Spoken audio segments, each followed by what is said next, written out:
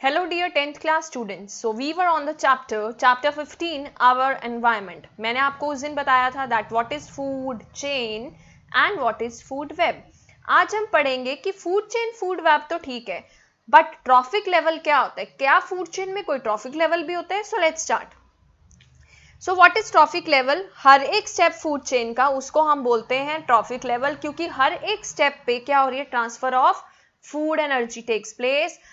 So each step in a food chain where transfer of food energy takes place is called trophic level. The first trophic level consists of producers, green plants. देखो यहाँ पे देखो, यहाँ green plants क्या है, producers हैं. Green plants को अगर रैबिट ने खाया तो रैबिट कौन है, प्राइमरी कंज्यूमर है, second trophic level, first second. ठीक है, उस रैबिट को अगर स्नेक ने खाया तो वो कौन है, सेकेंडरी कंज्यूमर है, means third trophic level. And उस स्नेक को अगर ईगल ने खाया तो वो क्या है, tertiary consumer, means fourth trophic level.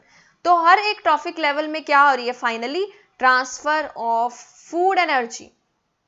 And आपको एक चीज याद रखनी है, आप देख रहे होंगे यहाँ बड़ा ट्राइंगल है, यहाँ छोटा, यहाँ छोटा, यहाँ सबसे छोटा. इसके पास फूड सबसे ज्यादा है, वो फूड कौन लेगा, ये, तो इसको कम मिलेगा, उसके बाद इसको कम मिलेगा और इसको सबसे कम मिलेगा. So the transfer of food energy decreases at every trophic level. The number of trophic levels are limited and do not exceed 4 और 5.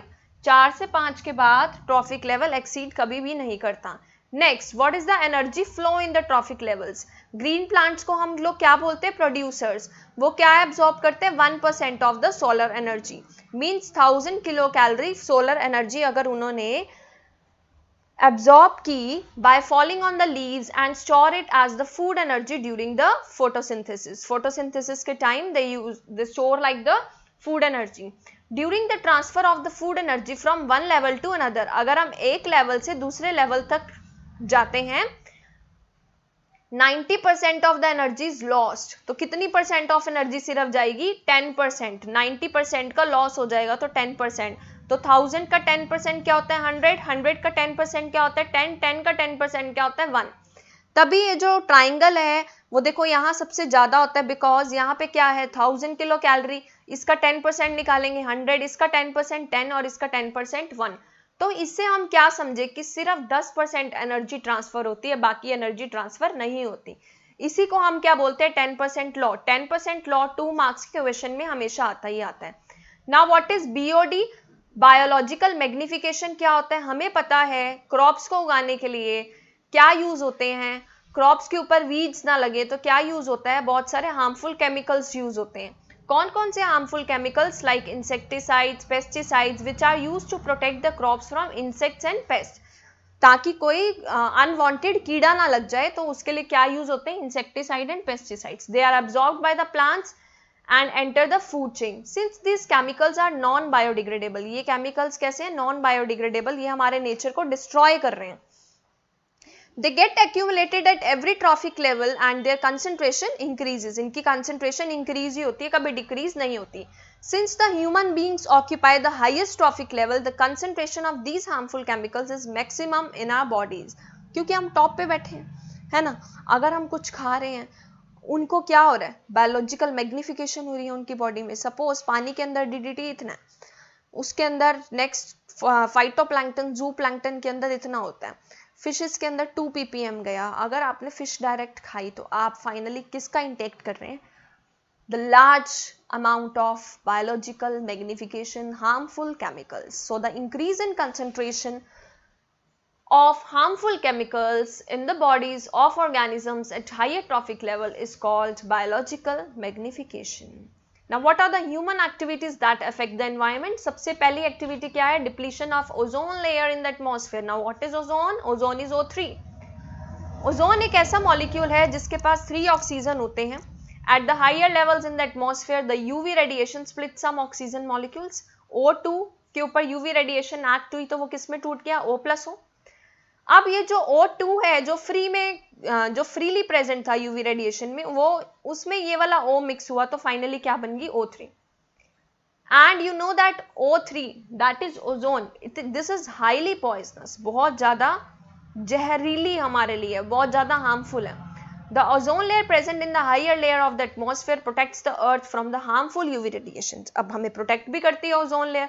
है ना, बाहर की लेयर जो ओजोन की बनी हुई है, the ozone layer present in the higher layer of the atmosphere, atmosphere में जो ओजोन लेयर है वो हमारे अर्थ को प्रोटेक्ट कर रही है, किससे, UV, UV means ultraviolet radiations, UV radiation से हमें क्या होता है, यूवी रेडिएशन से हमारी स्किन पे क्या हो जाता है, skin cancer. The ozone layer is being damaged by the use, अब ओजोन लेयर को हम डिप्लीट कर रहे हैं, कैसे डिप्लीट कर रहे हैं, हम यूज कर रहे हैं CFC क्लोरोफ्लोरोकार्बन्स, जो कहाँ यूज हो रहे हैं, हमारे फ्रिज में यूज हो रहे हैं, हमारे फायर एक्सटिंग्विशर में यूज हो रहे हैं। So the use of CFC is now being reduced to protect the ozone layer.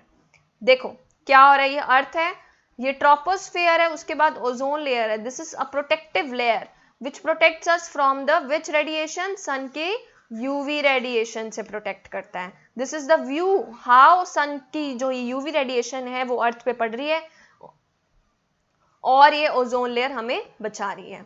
Now the next process हम कैसे कंट्रोल कर सकते हैं, managing the garbage we produce, हम लोग डेली कितना गंद, हमारा हाउस होल्ड गार्बेज कितना, हमारा हाउस होल्ड वेस्ट कितना ज़्यादा हो जाता है। Some of the garbage is biodegradable, कुछ तो बायोडिग्रेडेबल होता है लेकिन कुछ नॉन बायोडिग्रेडेबल होता है। Garbage is causes pollution of air, water and soil, तो इसको हम एक प्रॉपर मेथड से हमें डिस्पोज करना चाहिए। So the methods of disposal are landfills, देखो हम लोग ऐसे डिस्पोज करवाते हैं, this is one of the wrongest method.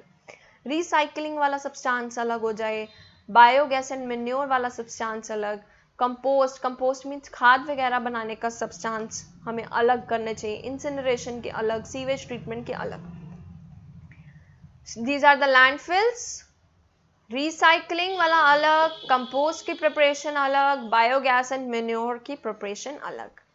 देखो दिस इज इंसिनरेटर, यहाँ पे जैसे हमने सब्सटेंस रखा, हीट उससे प्रोड्यूस हुई, उससे हम कुछ भी बना भी सकते हैं। Now what is sewage treatment, sewage treatment देखो क्या होता है, आपने जो सब्सटेंस दिया, आपके घरों से जो सब्सटेंस गया वो सीवेज सिस्टम से गया, उसकी कोर स्क्रीनिंग हुई, कोर स्क्रीनिंग का मतलब जो गंद हमें नहीं चाहिए था वो डिस्पोज हो गया। अब जो गंद रिसाइकिल हो सकता था उसको हमने प्राइमरी टैंक में भेजा, फिर एयरेशन टैंक में भेजा, उसके बाद final settling tank, settling tank में क्या होता है, जो गंद होता है वो सेटल हो जाता है और जो बायोडिग्रेडेबल है वो आगे रिसाइकिल हो जाता है, ठीक है। उसके बाद उसकी हमने टर्शरी ट्रीटमेंट की, यहाँ से टर्शरी ट्रीटमेंट में क्या होता है, उसको हम जो पानी है उसको हम डिसइंफेक्ट करेंगे क्लोरीन के साथ, ताकि वो फर्दर हमारे काम आ सके। So this is all about sewage treatment. So students, we have completed this chapter, our environment. You have to try your NCERT questions, read the book twice. This chapter comes only for 5 marks. Thank you.